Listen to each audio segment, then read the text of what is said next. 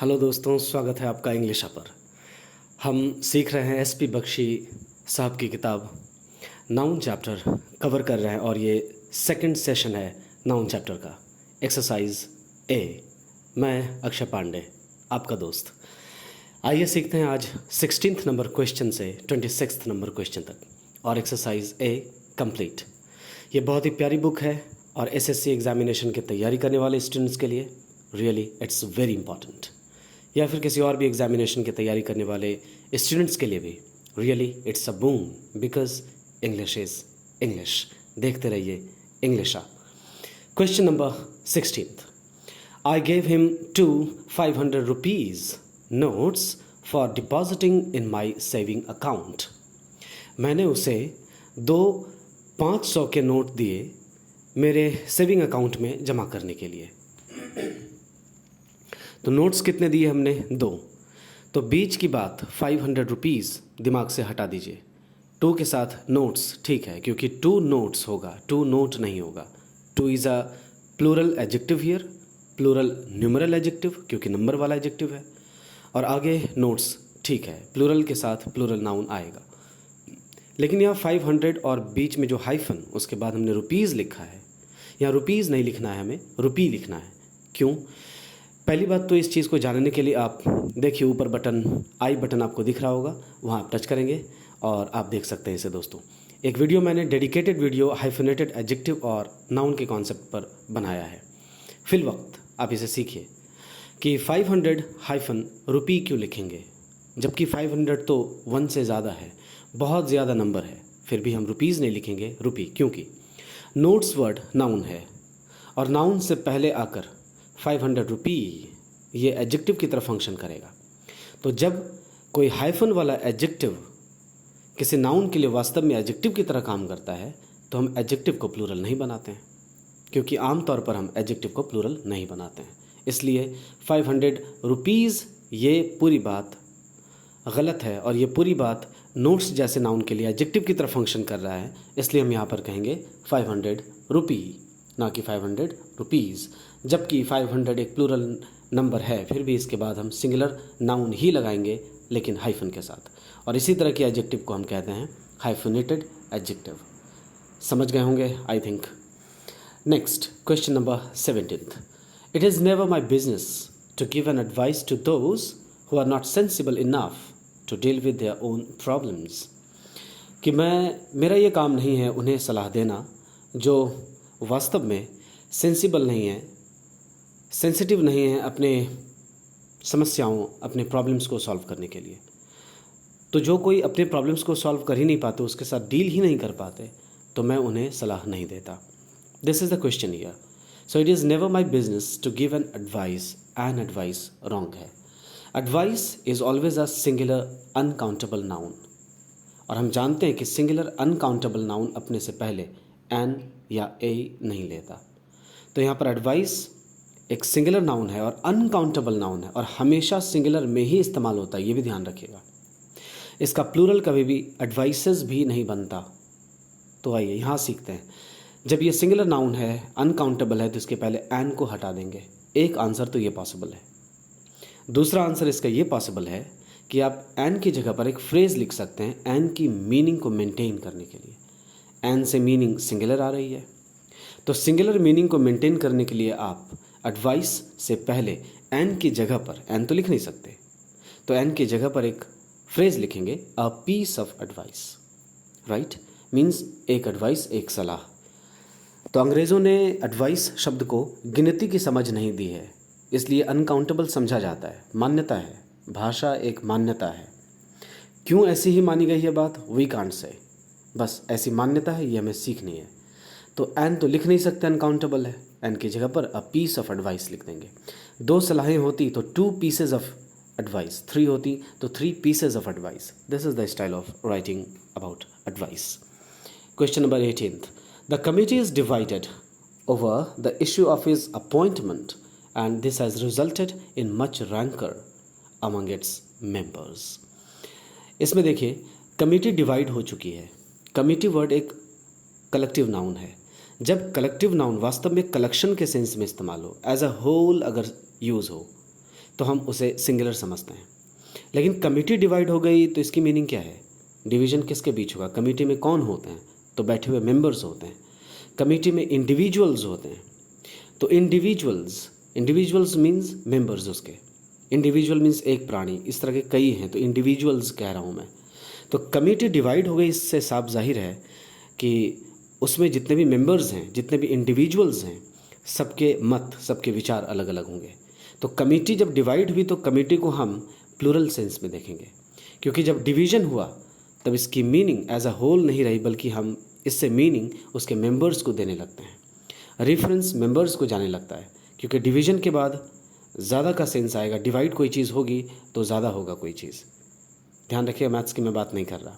4 divide होगा तो कम हो जाएगा, 2 हो जाएगा, या 4 भी बच सकता है 1 से अगर डिवाइड करेंगे तो बात अलग, लेकिन डिवीज़न से कम होता है कोई भी चीज़। लेकिन यहाँ पर क्या देख रहे हैं हम? कमिटी अगर डिवाइड होगी तो मेंबर्स की मीनिंग सामने आएगी, इसलिए मेंबर्स की मीनिंग है यहाँ इस कलेक्टिव नाउन में, इसलिए द कमिटी आर होगा, इज़ नहीं।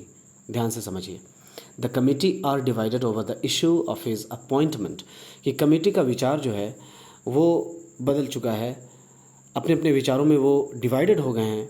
कमिटी के मेंबर्स उसकी नियुक्ति पर, किसी इंसान की नियुक्ति करनी है मान लो, और वो डिवाइडेड हो गए, तो कई मेंबर्स डिवाइडेड हो गए ना, सभी मेंबर्स डिवाइडेड हो गए ऐसा कहें तो the committee are divided. Actually इसकी मीनिंग क्या है? The members of the committee are divided. Yes, ये बात अब आपको समझ में आई होगी। एंड दिस हैज़ रिजल्टेड, और डिवाइड होने के बाद हुआ क्या? इसका परिणाम ये हुआ कि सभी मेंबर्स के बीच रैंकर मीन्स बिटरनेस, एंगर गुस्सा, ओके, एक तीतापन, एक बिटरनेस लोगों के बीच में, मेंबर्स के बीच में उत्पन्न हो गया अमंग इट्स मेंबर्स। तो कमेटी के लिए हमने अभी प्लूरल समझा था, कमेटी के लिए हमने आर लगाया था, तो यहाँ पर कमेटी के लिए हम इट्स नहीं लगाएंगे, कमेटी के लिए देयर कर देंगे, ये भी आप ध्यान रखेंगे। कुछ लोग इसे इट्स भी रहने देते हैं, कुछ लोग इसे देयर करते हैं, मैं इसे आपके लिए देयर करूँगा, क्योंकि कमेटी को जब आप प्लूरल मान रहे हैं तो आगे जाकर इसके लिए एडजेक्टिव भी प्लूरल ही इस्तेमाल होना चाहिए। सो यहाँ पर देयर मेंबर्स होगा, तो आर और देयर ये दो चीज़ ठीक करनी है इट्स को काट कर। आइए next 19th, I don't think it is your house, I don't think it is your house, it is somebody's else. ध्यान रखिए, somebody, nobody, anybody, someone, anyone, no one, ऐसे जब भी इनडेफिनिट प्रोनाउंस आए और इनके बाद अगर एल्स वर्ड लिखा हुआ हो, ELSE, तो आप इन इनडेफिनिट प्रोनाउंस को पजेस ना करें, बल्कि एल्स वर्ड को पजेस करें। इसलिए सही करना है इसे, और सही आंसर होगा somebody else's, ELSE apostrophe S, okay, somebody else's, anybody else's, someone else's, no one else's, okay, ये स्टाइल होती है लिखने की, इसको आप हमेशा ध्यान में रखेंगे।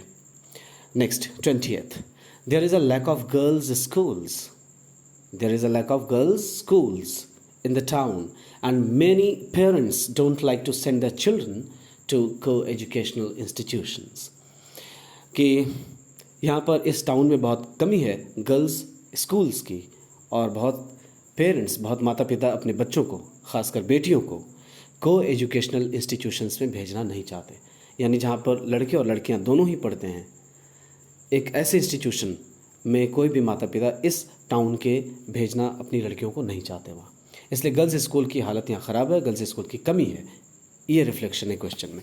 तो देखिए गर्ल्स स्कूल्स लिखा गया है। अब बताइए स्कूल्स जब है तो क्या स्कूल्स में सिर्फ एक ही लड़की पढ़ेगी?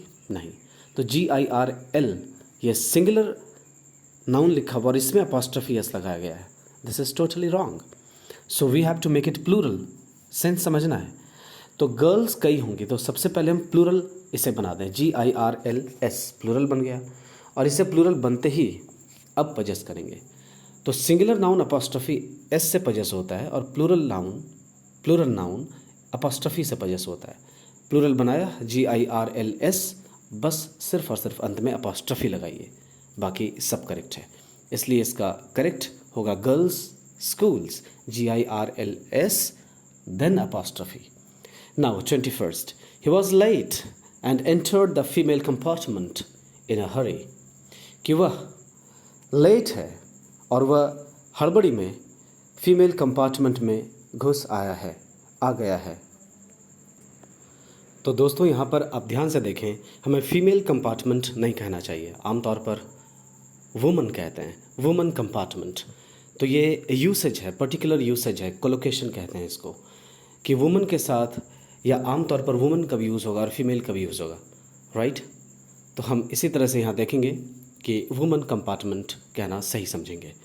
ये एक पर्टिकुलर यूसेज है इंग्लिश की, दैट इज़ इट। जब आप नाउन चैप्टर बारीकी से पढ़ेंगे तो आपको इसकी नॉलेज आ जाएगी।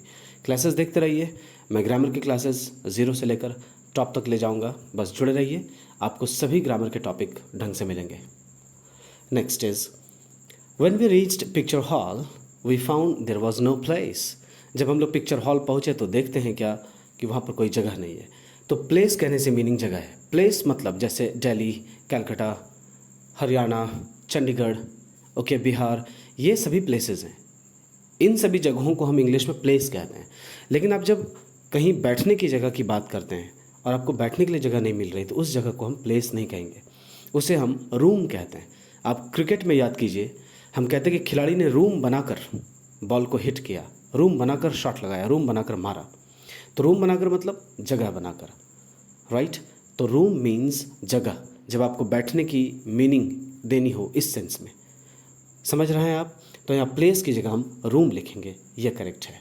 या फिर दूसरे तरीके से आप सुधार सकते हैं कि आप पिक्चर हॉल में जब जाते हैं तो आप सीट खोजते हैं, तो यहाँ नो सीट भी लिख सकते हैं, लेकिन अप्रोप्रिएट सेंस और आंसर इसका होगा रूम, क्योंकि प्लेस के कनेक्शन में, जगह के कनेक्शन में हम बात कर रहे हैं। तो ग्रामर की तमीज़, नाउन की तमीज़ यही कहती है कि we have to use here room not place. Next is, she misplaced her spectacle and is now feeling great difficulty in reading. उसने अपने चश्मे मिसप्लेस कर दिया है, इधर उधर रख दिया है और अब उसे बहुत दिक्कत हो रही है पढ़ने में। तो स्पेक्टैकल्स होगा, स्पेक्टैकल नहीं। चश्मों को जब हम देखते हैं, चश्मे में 2 हिस्से होते हैं, चश्मे 2 पार्ट्स से बने होते हैं, एक राइट ग्लास एंड एक लेफ्ट ग्लास। तो चूँकि 2 पार्ट होता है इसलिए इसे हम इंग्लिश में प्लूरल समझते हैं और इसीलिए हम इसे स्पेक्टैकल्स लिखते हैं, और हमेशा प्लूरल नाउन की तरह ही इस्तेमाल होता है, कभी सिंगुलर नहीं होता चश्मे के अर्थ में।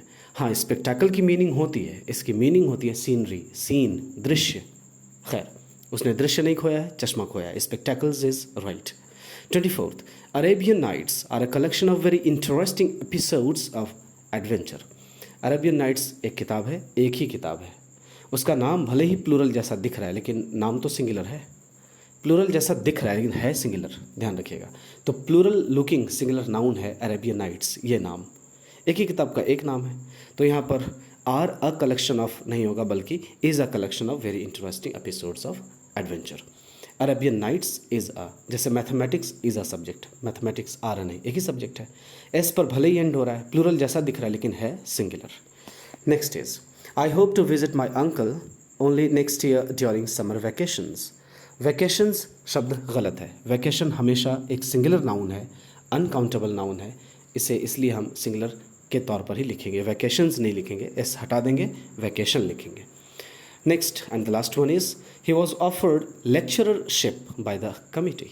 लेक्चररशिप लिखा है, ध्यान से देखिए, तो LECTURER लिखा है, तो RER सेकंड वाले आर को हम हटा देंगे। लेक्चरशिप करेक्ट वर्ड है, करेक्ट नाउन है, एब्स्ट्रैक्ट नाउन है, लेक्चररशिप नहीं होता। हम लोग जो लेक्चरर बोलते हैं ना, लेक्चरर से ही हम लोग बना देते हैं लेक्चररशिप, जो कि सर्वथा गलत है। So it is lectureship, this is right. That's fantastic for this session. Thank you so much to join us. God bless you. सीखते रहिए, देखते रहिए इंग्लिश।